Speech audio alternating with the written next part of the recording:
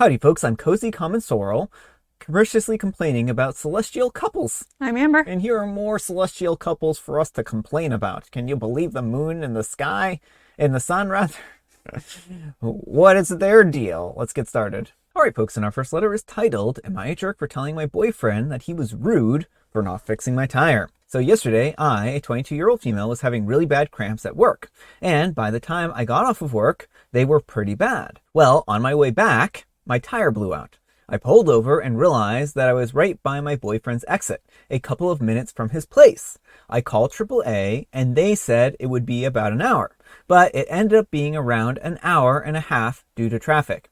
So I called my boyfriend, a 24-year-old male, and I told him what happened and that I felt really sick from cramps. I told him that I was basically hunched over in my seat and asked if he could come and help me. He knows how to change a tire and I have a spare in my trunk. He said that he had just gotten home and was in the middle of a game with his friends. He said that since AAA was already on the way, I would probably be okay waiting. I said that I understood, but I told him that I was in a lot of pain and then asked if he could come after the game then, since I was going to be there for a little while. He kind of paused and then said he probably couldn't, that he was just planning to stay on with his friends for the night and didn't really want to get back out. Well, I got upset and I told him that I was stuck on the side of the road in a lot of pain and that it would take him 20 minutes to come and help me and that I could be on my way instead of sitting here for a super long time. He said that he gets that, but AAA was already coming and he didn't think it made sense for him to come out. Well, I waited and I texted him again later saying that I felt even worse and asking if he was sure that he couldn't come, even just to help me out real quick. He said that he didn't think that it was necessary and that I would be fine waiting. I ended up sitting there for around an hour and a half total before AAA finally came. My cramps were still awful and I just kind of felt miserable and alone the whole time. Later, he texted me if I got home okay, and I said I did, yeah, but I was kind of upset that he didn't come. He said that he thought that it wasn't that big of a deal since I wasn't in danger, and there was already a plan. I told him that it still would have meant a lot to me if he had came, especially since he could have helped me fix it way faster, and because I felt really bad physically. He said that he understands that now, but at the time didn't think that it was necessary. I told him that I would have never left him in a situation like that, and just felt uncared for, and that he was super mean. He told me that I was overreacting and being annoying, and we haven't spoken since. All right, folks, what do you think? Not the jerk, but dump him. I mean, this man cannot be bothered to help you when he could have easily done so. Like, would it have really killed him to say, hey, friends, I've got to spend 20 minutes to go help my girlfriend change a tire. I'll be back. Like, if his friends would complain about that, he needs better friends. And he wasn't even willing after he finished the game to come help you. He was just like, nope, sorry, you're not dying, so it's fine. Well, I mean, to be fair, it would be a 40-minute round trip, right? But I mean, like, oh, sorry. I don't think it's clear, because Opie said she was just a few minutes away. It sounded like it was like 20 minutes total. Maybe. I kind of read it as it would take 20 minutes to get there, but maybe that's just the weird phrasing that OP has here. Regardless, I do think that he is kind of a jerk in the situation because he could have just come on over and helped her out or kept her company, but he really just wanted to kind of chill out with his friends and he didn't put OP, higher on his list of priorities, right? Right. And I think if you have a partner who's not really putting you in a priority position, that can spell trouble for the future. Yeah, I mean, well, I think we've seen how he would react if Opie needed help. And, like, thankfully, the cramps weren't like a medical emergency, but they are still very, very unpleasant and uncomfortable. And who wants to be broke down on the side of the road in pain all by yourself when your partner is just a few minutes down the road? Yeah, so I just think that it kind of showed his nature. And I think that if this isn't the kind of partner that OP wants, then this is probably not a great relationship for them because there's probably going to be more of this. So this might be their deal breaker for this. Well, and also the way he responded to it afterward, too. Like, he's like, oh, you're overreacting. You're being annoying. Like, I think it just goes to show, in general, he has a disdain for OP if she's not doing what he wants. But let me know what you folks think. So anyhow, take care and good luck. All right, folks, and our next letter is titled, Am I a Jerk for Swapping Rooms with My Roommate While He Was Away? I'm a 19-year-old male, and I've been living with my roommate, George, 20-year-old male, for about 6 months. We've been decent friends for a year or so, but it's definitely been rocky since moving in together. For some context, we go to different universities and our schedules are completely different, so our breaks don't really align. Well, a few weeks ago, we got into a bit of a fight. He wanted to have a bunch of his friends over and have a huge house party, but I had an exam the next day and needed a bit of quiet. He was pretty mad at me, and I didn't really see him before I went home for my mid-semester break. While I was at home, the airline I would have been flying return with canceled some flights, probably with a gas shortage, and I ended up having to come back a day early. Well, when I got back to the apartment, it stunk like beer and weed. The floor was a mess, and the dishes were piled up. I was a bit frustrated with the mess, but I figured that George thought that I would be back the next day. I didn't want to start another fight, given that we had sort of left on bad terms. That was until I opened the door into my room, and I saw 3 of George's friends sleeping in my room. 2 were on the floor and 1 was on my bed. They seemed to have made themselves pretty comfortable. My stuff was still all there, but moved out of place. There were empty cans and bottles everywhere, alcohol and spew stains on the carpet, and the room reeked. I was livid, and I yelled at them to get out. They must have woken up George. He came out of his room looking pretty surprised. I demanded that he clean up everything and went out for a few hours for fresh air. Well, when I got back, he wasn't there. He had cleaned up a bit. The beer bottles were in the bin, the dishes were done, but my room still smelt, and was far from what it was before. I could see that he made an attempt on the vomit and the alcohol stains, but it seemed pretty half-efforted. The smell made me pretty nauseous, so I ended up sleeping on the couch. It was also gross, but not quite as bad, for the next few nights. Eventually, it mostly aired itself out, but I was still pretty disgusted by some of the stains and lingering scents. Well, George never apologized for this, and we didn't just talk that much after the whole incident. I was pretty bummed because we were pretty good friends before, and I would have been open to working through this to make the rest of our lease tolerable, but not without him owning up and apologizing. 2 days ago, he left for his break, and I've had the apartment to myself. I was tidying my room, and I found a ton of ants in my wardrobe, leading to some crumbs that they must have left. I try not to eat in my room, and I definitely wouldn't have eaten in my wardrobe. This was pretty much the final straw for me. The lease has another 6 months on it, so I couldn't just move out, and decided that if George thought that that was okay way to lease someone's space, he could have it. It took me the whole day, but I ended up swapping out all of our furniture. I set his clothes up in the wardrobe with the ants. I remade his bed, and I tried to recreate his room exactly. His room is a fair bit bigger than mine, with an ensuite and a deck, but we both split rent evenly. He found the apartment, so claimed the better room first. There's barely any stains or smells in his room, and even if there were, the deck gives me a bit of safe haven. Not sure why they decided that my room was the place to dump everyone. Well, at the time, I thought this was a fair enough response, but he's coming back tomorrow and I'm rethinking it. I still have time to fix it. Am I the jerk? Thank you for the advice, everyone. I really appreciate your thoughts, opinions, etc. Although I can acknowledge and I understand everyone saying that I should change it back, the little time that I've had in my new room has been too good to let go of. I feel pretty justified by the support that I received, and I don't feel like being the bigger person at the moment. I will talk to him when he gets back, so he doesn't just walk into the wrong room, and hopefully explain my position. To those asking about the bolts, I will get a lock, but it's tricky. The apartment rules are pretty strict, but I will look into it. I will update everyone after it goes down. Thank you again for the support and advice. And folks, it looks like OP has an update. Update for swapping rooms with my roommate while I was away. I want to start off by saying thank you for everyone's support and advice. I really appreciate it. I did decide to keep the room switched.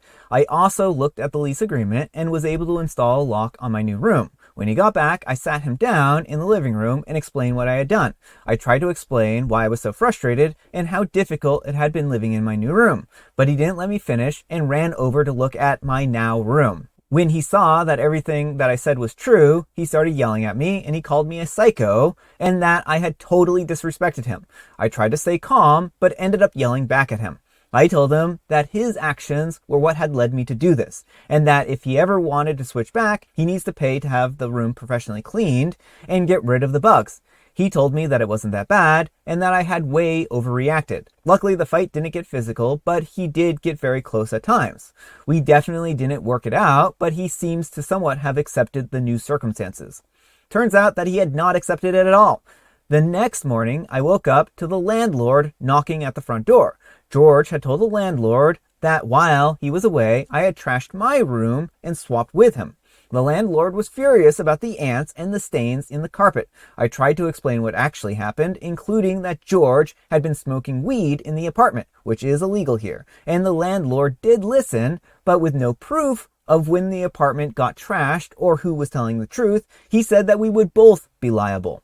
He said that this was our first warning and that he's giving us a week to clean it perfectly, or we would be kicked out and lose our bond. Well, after the landlord left, George and I got right back into it. I demanded that he pay to clean it up, but he completely refused. He said that he had done more than enough to try and clean it, and wouldn't consider paying for anything while I still had his room. I told him that he was an idiot for bringing the landlord into this situation, but apparently he's got another place to crash at and didn't care. Knowing that he had a different place, I realized that I didn't have much of a leg to stand on. My ego wouldn't let me give up on the room, let alone pay to get everything cleaned up.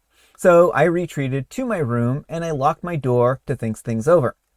Well, I decided just to text one of my friends to see if I could stay at their place for a bit, just in case, and they said that it would be fine. I knew George was going out later that night with his friends and decided that I would start moving some of my things over to my friend's place.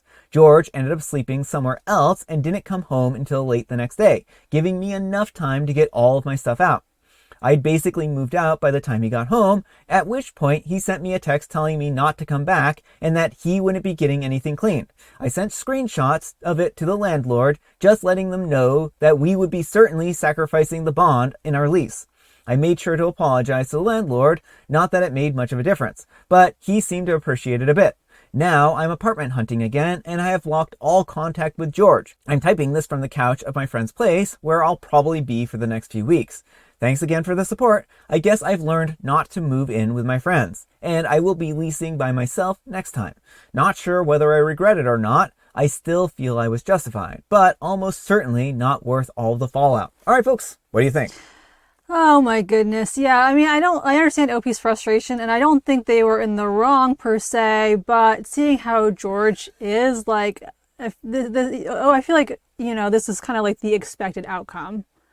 Yeah, I mean, I was a little surprised that he actually went and called the landlord about this, because that seems like, shooting honestly, yourself in the foot. Yeah, I was expecting, some kind of like petty revenge. Yeah. I was not expecting the landlord getting pulled into this, but I figured George was not going to just take this lying down. No, I thought that he would like cut the lock off of OP's door or room or do any number of things. But I mean, he's going to get kicked out of the apartment if he doesn't clean it. So I don't know what he's expecting here, right? So I think that he's just going to get kicked out, and that's really what it's going to boil down to. Well, but it sounds like he has another place lined up, so he doesn't care. Yeah. Well, I mean, it seems like this was just not a great match, and I'm glad OP is out of that situation now, because George seems very disrespectful. And while he's here claiming like, oh, you're being so disrespectful to me, like, George is the one who started with the disrespect. Right? He's the one who trashed OP's room, or had his friends trash OP's room, and that was disrespectful in its own right, right? I guess this could be a good learning lesson for everyone at home. If someone trashes your room, document everything, take pictures, and send text evidence that, so that you know who did what.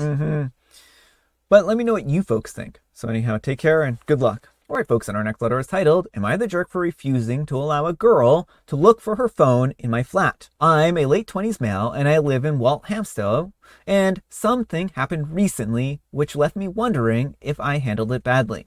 A girl, early 20s, quite small, maybe 5 foot, knocked on my door saying that her phone had just been stolen. She said that she was walking around along the road and someone on a bike mounted the pavement and snatched it out of her hand. She told me that it was a brand new S26 Ultra and that she was tracking it, and the last location showed as my flat. She asked if she could come in and look around for it quickly, and I refused. To be honest, the whole thing felt off to me. First, I didn't see why the phone would suddenly end up exactly inside my flat. Second, she was visibly upset, but also quite insistent about coming in, and this made me uncomfortable. And maybe this sounds bad, but I also thought that it was odd that a young woman, quite small, would just show up alone and try to enter a larger man's flat. Most people would be cautious in that situation, not pushing to get inside. There's also another layer to this. A mate of mine runs a business and uses my place to store boxes for deliveries since my location is convenient. He pays my rent in exchange. There are often stacks of boxes near the door, and she did glance at them and even commented on them. That made me even more suspicious. I started thinking, what if this was some kind of setup, like someone trying to snoop or even sent by a rival of his to see what's being stored? I don't even open those boxes myself. I told her that she could call the police if she thought that her phone was here, but I wasn't letting a stranger into my home. She got upset and said that she did, but the police would not do anything. Since then, I've noticed her jogging around the neighborhood. I had seen her before, we never spoke, but she used to smile in passing. Now she just glares at me every single time. Part of me feels bad, because if her phone really was stolen, that's awful, especially if it's new. But at the same time, it just didn't feel safe or logical to let a stranger in based on a tracking ping. And I do not see how it would be in my place. All right, folks, what do you think? I mean, I don't think OP is in the wrong for not wanting to let someone in, but I also think that OP needs to figure out what the roommate is actually selling. Like, my red flag sensors are going off with the whole thing about the boxes. Yeah. You know, I mean, it could be coincidence, but there's also a good chance that this friend who was paying OP's entire rent because it's convenient to store their boxes in that location might have some reasons why they don't want these boxes tracked to their address. Yeah. So OP, I would have a look into those boxes and find out what's actually going on here. Yeah, I mean, the only way it's worth paying all of OP's rent is if there are very high cash values inside those boxes, then the profit margin is ridiculous, right? Like, I can't see anyone being like, oh yeah, I'm just gonna store the stuff. It sounds like a very illegal operation, and that like the friend is storing this in OP's place because if the police do come by and raid it, guess who's going to jail? Not the friend. OP is, because they have their name on the lease. They have all these boxes in their apartment. I think that it would be really wise for OP to kind of figure out what this business is, because OP doesn't even have the slightest idea, and that concerns me a lot. Yeah, and get separated. Extract yourself from this business. Have your friend take his boxes back. And I mean, it could very well be stolen goods. And I mean, OP's like, I don't know how this phone would get in my apartment, but I have all these boxes in my apartment that are just like not something that I own. Well, maybe the stolen phone is in one of those boxes. I mean, S26 Ultras are a pretty high ticket item. Yeah. Oh, and I do want to say one more thing is if she bought this on a credit card or something like that, then there's a good chance that she should be able to claim it on her credit card and actually get it back. So it might be a good idea for her to look into the terms and conditions of her credit card and see if this is actually a theft is covered under this, because a lot of times you'd be surprised what's covered under those credit card policies. But let me know what you folks think. So anyhow, take care and good luck. All right, folks, it is tea time. Grab your beverages of choice. I've got some tea right here, and Amber, she has a joke. What did the astronaut cook in his skillet? Well, probably space food, because I mean, I guess we don't actually know that they're in space. We just know that they are an astronaut, so they might not be in space at the moment, right? So I would say that the astronaut probably cooked eggs in their skillet, because that's a very common food, and they were excellent eggs, and they were not space eggs. Unidentified frying objects. I mean, that makes sense. That makes sense. And folks, I have Earl Grey White again. So this time I have had it steeping for a far less time, and this time it's not bitter. Well, good. It kind of just tastes like Earl Grey a little bit.